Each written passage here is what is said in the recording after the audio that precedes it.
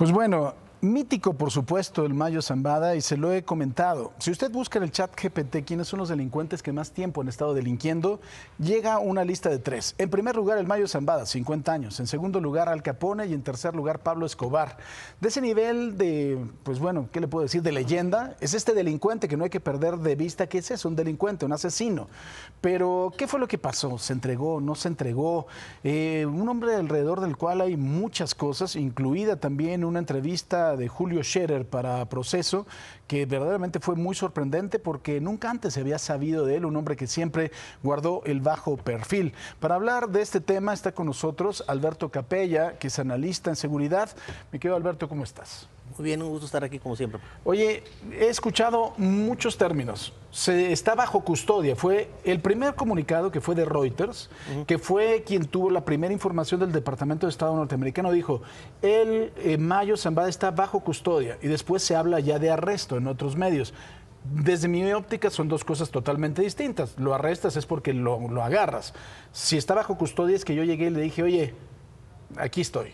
¿Tú qué opinas? ¿Qué fue lo que pasó? No, yo considero que esta fue una detención acordada probablemente desde un proceso de negociación ya antiguo, de algunos meses o probablemente de años, sobre todo por el nivel de presión que el gobierno de Estados Unidos ha venido ejerciendo con el cartel de Sinaloa, que bueno, pues todos esos ruidos y ese supuesto apoyo que han tenido en los últimos años les ha generado evidentemente un conflicto muy fuerte con el gobierno de Estados Unidos.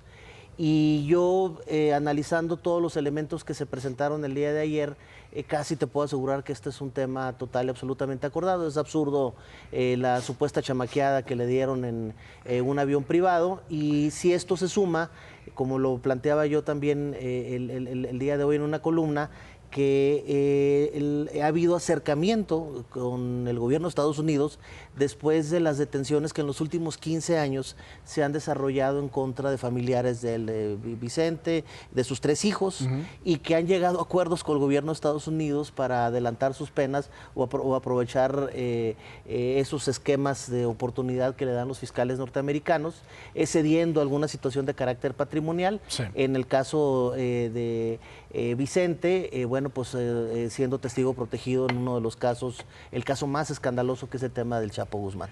Ahora, como dice Alberto, a mí me parece que es de verdad ridículo un hombre que estuvo 50 años fugado, que lo engañaron para ir a un avión. Vamos también a platicar, y está con nosotros a través de la línea telefónica Guillermo Valdés, exdirector del Centro de Investigación y Seguridad Nacional, y además de todo autor de un libro que de verdad a usted le va a entender, que se llama El Narco en México, que va a entender cuál es la historia y el desarrollo del narco. Mi querido Memo, ¿cómo estás? Primero, muy buenos días, y segundo, te preguntaría, ¿quién es el Mayo? O sea, dentro de este monstruo que es el narcotráfico en nuestro país, ¿qué papel jugaba el Mayo? Bueno, muy buenos días, Paco. Buenos días a tu audiencia.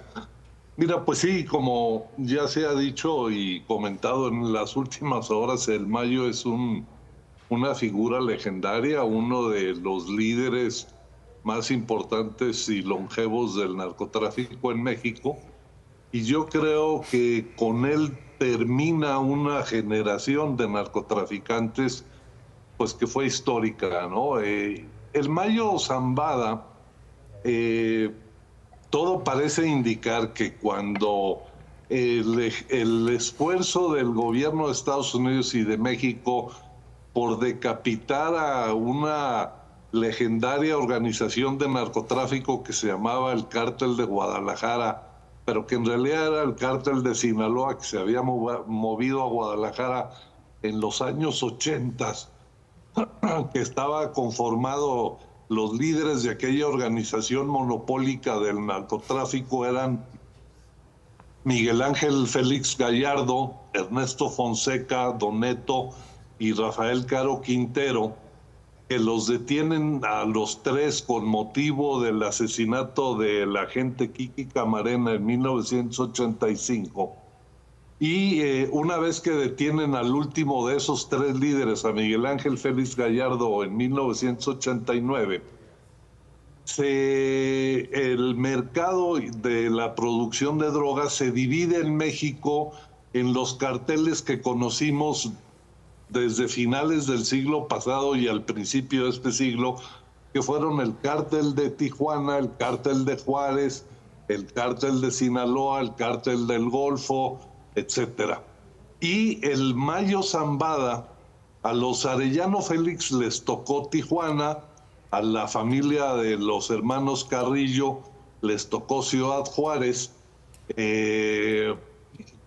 García Ábrego fue el fundador del cártel del Golfo y se queda con todas las rutas de Tamaulipas. Y quedaron algunos personajes responsables de la organización de la producción de drogas, que eran el Mayo Zambada, el Güero Palma y el Chapo Guzmán, que se quedaron, digamos, con el control de Sinaloa. Ellos no tenían cruces fronterizos, estos estaban a cargo de los Arellano Félix en Tijuana, del Amado Carrillo en Juárez, de algunos otros personajes menores como Rafael Chao en Mexicali, etcétera. Entonces, el Mayo Zambada, el Chapo Guzmán y en aquel entonces también el Güero Palma, tienen, para hacer crecer el cártel de Sinaloa, tienen que trabajar junto con los cárteles que controlaban los puertos fronterizos. Y entre el Chapo y el Mayo fueron muy habilidosos, no solo para mantener la producción de en aquel entonces de marihuana y de heroína y posteriormente de metanfetaminas que aportaban y les vendían al resto de los carteles para cruzar todos la droga. Y el Mayo Zambada era una gente muy meticulosa, muy sistemática, muy organizada, que junto con el Chapo, que también era un personaje muy creativo, sobre todo para pensar maneras de cruzar la droga hacia Estados Unidos, fueron poco a poco creciendo el negocio y sobre todo lo que desde el principio diseñaron fue apropiarse de las plazas de la frontera. Así, el Mayo Zambada junto con el Chapo traicionan el pacto que tenían con los Arellano Félix y empieza una guerra larga entre el Mayo y el Chapo, Sinaloa contra Tijuana, y luego empiezan contra Carrillo en Juárez, contra Rodolfo Carrillo, y luego contra el cártel del Golfo en Tamaulipas. Entonces, el Mayo y Chapo fueron los ideólogos de la expansión y de la construcción de este cartel mítico que ha sido la organización más longeva y más poderosa del narcotráfico. Claro. El Mayo Zambada, a diferencia del Chapo, siempre fue una figura que escogió el bajo perfil, que no quería aparecer en los medios, que no quería andar en francachelas, que no quería andar organizando pachangas y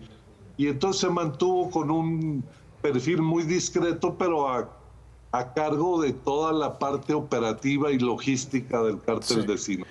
Ahora, Beto, ¿qué es lo que va a pasar con esta entrega? Porque creo que hay varias consecuencias. Una de ellas en las revelaciones que pueda hacer el Mayo, de la información que tenga. Pero también otra, y muy importante, ¿quién va a tomar el control de esto que deja Céfalo? Porque al parecer no hay una cabeza visible que pueda tomar el lugar del Mayo, y eso se traduce en muertes. En 5 décadas donde se ha dado este combate frontal en contra del crimen organizado, particularmente el narcotráfico, ninguna detención de los liderazgos de las organizaciones criminales ha inhibido el negocio. Al contrario, en algunos casos lo ha catapultado y ha provocado pues niveles importantes de violencia por la disputa, obviamente, en las cabezas. En este caso, esta detención apunta a un beneficiario que no está en México, está en Estados Unidos. Es un momento electoral para Estados Unidos, es una gran victoria para el gobierno demócrata del presidente Biden. Impulsa y le quita la narrativa de una manera determinante de la última semana, particularmente a Donald Trump, y obviamente provoca un escenario en México que seguramente, si esto estuvo negociado por el Mayo Zambada y su familia, que va a desestabilizar estabilizar lugares como Baja California Sur, particularmente Sinaloa, Sonora, Colima, Nayarit, los lugares en donde había una importante presencia por parte del Mayo Zambada. Particularmente en mi tierra, pues la presencia de su grupo es muy importante, por eso que comentaba Memo Valdés en términos del control de la frontera tijuanense, que ya una parte importante le pertenecía desde hace ya más de una década a la organización del Mayo Zambada. Entonces, esos beneficiarios apuntan allá. Hay tres cosas que se negocian usualmente con este tipo de delincuentes por parte de las autoridades norteamericanas. Uno, el quedarse con una parte importante del patrimonio, sustancial. Número dos, el solicitar una información adecuada, es decir, no voy, toco la puerta y digo que me voy a entregar, inmediatamente me abren la frontera de Estados Unidos y me dejan entrar. Estas negociaciones se dan en procesos largos, en donde inclusive se tienen que presentar evidencias de la información que seguramente atestiguará en algunos juicios estos detenidos. Y por otra parte, lo que más le preocupa, que tiene mucho que ver con la entrevista con don Julio Scherer en el año 2010, al Mayo lo que más le preocupa es el tema de sus hijas. Entonces, tiene 76 años, hay informes desde hace ya 2, 3 años que dicen que estaba ya enfermo. Entonces, probablemente en la etapa en la que se encontraba, decidió sacar a la familia, protegerla, entregarse, y obviamente pues el valor de 50 años de ser líder de narcotraficante en este país ha de tener una cantidad impresionante de datos, de información que pues pueden obviamente generar una turbulencia política e institucional en México. Oye, Memo, tú que fuiste director del CISEN, y tú lo has dicho de forma muy clara, el Mayo siempre quiso estar escondido, quiso estar en un bajo perfil. ¿Cómo se escondía? ¿Nunca supieron dónde estaba? ¿Qué es lo que pasó con él? ¿Cómo tuvo éxito tantos años en esconderse de las autoridades? Mira, esto tiene que ver un poco con no un poco, sino mucho con las estrategias de movilidad del territorio controlado, de su constante estarse moviendo, estarse cambiando, y de la estructura de seguridad de varios anillos que van blindando que van blindando al líder y que van impidiendo que en caso de algún operativo de fuerzas federales o cuando hay algún operativo para tratar de detener a alguno, si tienes 3, 4 anillos de seguridad, se detectan los movimientos de las autoridades, inmediatamente empieza a operar pues todas las medidas de seguridad y de desplazamiento. Además, pues hay otras medidas muy estrictas que siempre han seguido estos personajes, que es el prácticamente nunca usar teléfonos ellos personalmente. O sea, tú cuando quieres detener a un capo, lo que necesitas es ubicar a esta persona en un lugar, en una fecha y en un horario determinado para organizar un operativo que lo detenga al Chapo en tal lugar, a tal hora, tal día. Y esto tú lo puedes conocer si, por ejemplo, intervienes el teléfono de la persona que quieres detener. Si esa persona está hablando todo el tiempo, localizas el teléfono y sabes dónde está y por dónde se mueve y dónde está ubicado. O sea, el cómo localizas a la persona es a través de cómo localizas su teléfono. La otra manera y para evitar ese riesgo, simplemente nunca usaban el teléfono. Te doy un ejemplo que sí conocimos más a detalle. El Z40 nada más usaba celular para comunicarse una vez al mes con su mamá, y cuando usaba ese teléfono, pues era un teléfono nuevo que no tenías identificado, y además siempre una vez colgando la llamada se movía inmediatamente, de manera que si tú detectabas el teléfono cuando llegabas desde donde se había hecho la llamada, el señor ya se había desplazado 100 kilómetros. Entonces, este tipo de reglas y de costumbres ayudaban a que no fueran detectados y no fueran capturados. Por otro lado, la otra manera de poder saber dónde detenerlo es infiltrar al grupo íntimo del líder, y entonces las medidas de seguridad y de confianza de los grupos cercanos a los líderes Sí. era muy restringida, y al impedir que tú llegaras a ese círculo, pues prácticamente no tenías manera de ubicarlo. Claro. Pues Memo, como siempre, te agradezco mucho tu gentileza que hayas estado con nosotros el día de hoy. Te mando un fuerte abrazo y gracias por compartir con nosotros esta información tan importante. Al contrario, gracias a ti, Paco, y buenos días. Gracias y buenos días. Ahora, cada vez que hay una situación de estas, de una entrega, se habla de los pactos que tú mismo has comentado, Beto, con los fiscales.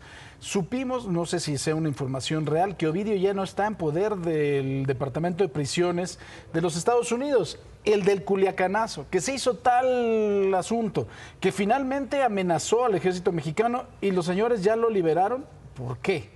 Bueno, si esa información de la supuesta liberación hace 3 días de Ovidio es real y está totalmente confirmada, estaríamos hablando del acuerdo más grande en la historia de México y Estados Unidos, de un acuerdo entre un grupo de narcotraficantes y el gobierno estadounidense. Nunca antes había dado una situación de este nivel, con 2 entregas de una manera muy importante. Alguien me decía, bueno, pues es que sí los agarraron, fue circunstancial. Le dije, no, es como si vas a Las Vegas y agarras la maquiniza esa de Megapods que te paga 30 millones de dólares y te la ganas, y luego sales y vas a la farmacia, compras un boleto de lotería de Nevada y te ganas también la lotería de Nevada. O sea, eso sería demasiada suerte. Está medio loco, es ¿no? muchísima suerte como para tener un combo de estas dimensiones. Entonces, muy probablemente la liberación de Ovidio tenga que ver con la captura de estos personajes.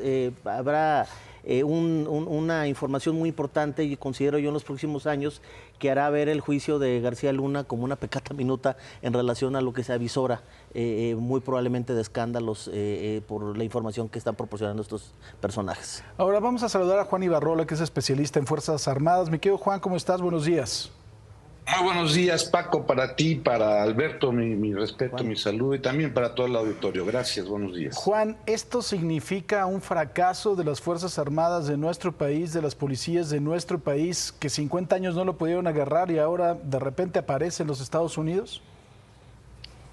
Mira, Paco, no lo creo así, porque al final de cuentas la acción militar en función de seguridad pública siempre va acompañada de una orden, de una instrucción, de una voluntad que tenga siempre un gobierno civil, y desde los 3 niveles, es decir, alcaldes, gobernadores, evidentemente la presidencia de la República, no solo esta, tú lo acabas de decir bien, 4 décadas de estar buscando al Mayo Zambada, un hombre que se vuelve hasta místico, un hombre que se vuelve leyenda, y un hombre que de una forma inédita, insólita, pues cae en una trampa, que es lo que indican las autoridades americanas, y lo detienen allá en El Paso, Texas. Pero no, más bien lo veo como el hecho de una naturaleza criminal en liderazgos tan grandes, insisto, tan místicos, tan reales como lo era o como lo es el Mayo Zambada como líder del cártel de Sinaloa, del cártel del Pacífico, pero más bien va en función de eso, es decir, de los errores que estas personas llegan a cometer, de estos círculos de confianza que en un determinado momento se rompen por interés. No habría otra respuesta para ello, pero en definitiva, pues más que un golpe para México, un golpe para el cártel, para el ejército, para la Armada de México, yo creo que más bien es un golpe total a lo que es el cártel de Sinaloa, a lo que representa la realidad de lo que tienen hoy ellos, desafortunadamente en México, la realidad de esta relación que tienen con los menores o con los chapitos. Llama mucho la atención que en esta detención pues también está el otro hijo del Chapo Guzmán, y creo que es básicamente lo que en estas menos de 24 horas del hecho sería el impacto mayor, Paco. Oye, Juan, las revelaciones que podría hacer el Mayo Zambada al respecto precisamente del ejército, la armada, las policías, políticos, ¿son un riesgo para el país? Pues más bien son un riesgo para las personas que hayan llegado a intervenir o en coludirse con él y con otros grupos delictivos, que evidentemente, como bien se sabe, pues es un hombre que tiene, o que debemos de pensar que tiene una gran cantidad de información real una gran cantidad de información histórica que, bueno, evidenciar al país como tal, fíjate, Paco, que no lo considero así, pero de que podría evidenciar a personas, estaba escuchando a Alberto, y de lo que decía respecto al juicio de Genaro García Luna, pues entonces sí se va a volver un jardín de niños lo de García Luna, en función de lo que pueda llegar a compartir o a dar un hombre que no debemos de dejar de tomar en cuenta. Es un hombre mayor, un hombre que está ya en el ocaso de su actividad criminal, sobre todo a partir de ayer, y que, bueno, lo que pueda comentar también podría traer repercusiones para su grupo cercano, para su familia, para su gente. Un hijo de él está preso en Estados Unidos, también hay que tomarlo en cuenta. Y más que nada va a evidenciar a la gente que, insisto, pudo haberse coludido con él. Pues querido Juan, te agradezco mucho que hayas estado con nosotros el día de hoy. Al contrario, querido Paco, un abrazo fuerte para ti, querido amigo, para todo tu auditorio, y mi respeto para Alberto Capella. Gracias, Juan Ibarrola, experto en Fuerzas Armadas. A ver, aquí vemos entonces dos visiones. La visión que tiene que ver con que se entregó o la visión de que fue engañado. Sí. Bueno, el engaño va a ser muy difícil que nos engañen a todos con una hipótesis de esas dimensiones. Las circunstancias de modo, tiempo y lugar como se da la detención, la situación personal del Mayo Zambada, la embestida política en este debate electoral que hay en Estados Unidos, la ubicación a un tema que nunca había estado acostumbrado el Mayo. Yo estaba revisando los antecedentes y después del Culiacanazo lo colocan a él en la palestra otra vez, el escenario de los más perseguidos en Estados Unidos. Se triplica el monto de recompensa que propone Estados Unidos, y el gobierno mexicano a través de la FGR hace lo mismo. Eran ya 15 millones de dólares, ¿no? Eran 15 millones de 5 que había antes del 2019, se va hasta 15 y se va obviamente arriba de este personaje del cartel de Jalisco, Nemesio Ceguera, cosa que es verdaderamente impresionante por las dimensiones de violencia de un grupo y del otro. O sea, pareciera que el cartel de Jalisco tiene otras características un tanto más violentas, pero el tema del fentanilo es el gran tema de debate en Estados Unidos, que evidentemente se utiliza políticamente, y necesitaban dar un golpe determinante y contundente para decirle al electorado estadounidense que el gobierno actual está haciendo algo en contra de ellos. Nos vamos hasta Culiacán con nuestro compañero Jesús Bustamante. ¿Cómo estás, Jesús? Buenos días. ¿Qué tal, Francisco? Muy buenos días. Pues cuéntanos. Pues aquí se vive...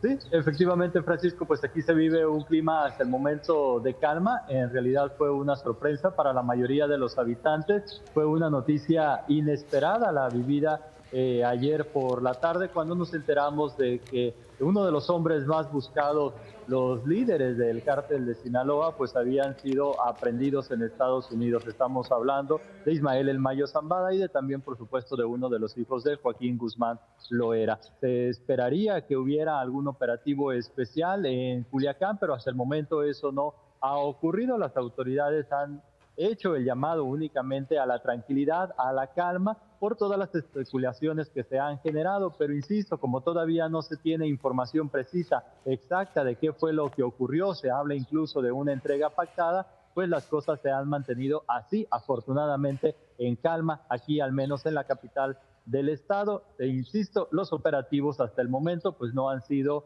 visibles en las calles, no ha habido despliegue de elementos, no han abordado unidades militares especiales como fue con la detención de Ovidio Guzmán, y esperemos, por supuesto, Paco, que pues así continúe. Muy bien, pues Jesús, te agradezco mucho tu reporte. Atento, buen día. Buen día. Y mire, para que dimensione de verdad lo que sucedió el día de ayer, estuve revisando periódicos. El principal periódico de la India lo tenía en primera plana, por supuesto el New York Times, Washington Post, toda Sudamérica, toda América Central, en toda Europa también. Obviamente los Juegos, la justa veraniega tiene una presencia muy importante. En Asia, en Corea, en China. Impresionante de verdad lo que sucedió. Y agradezco mucho que hayas estado con nosotros el día de hoy, mi querido Alberto Encantado, Capella. Paco. Vamos a ver en las próximas 72 horas cómo se ponen las encuestas electorales en Estados Unidos para ver el impacto real. Sí, eso va a ser bien interesante y un muy buen punto.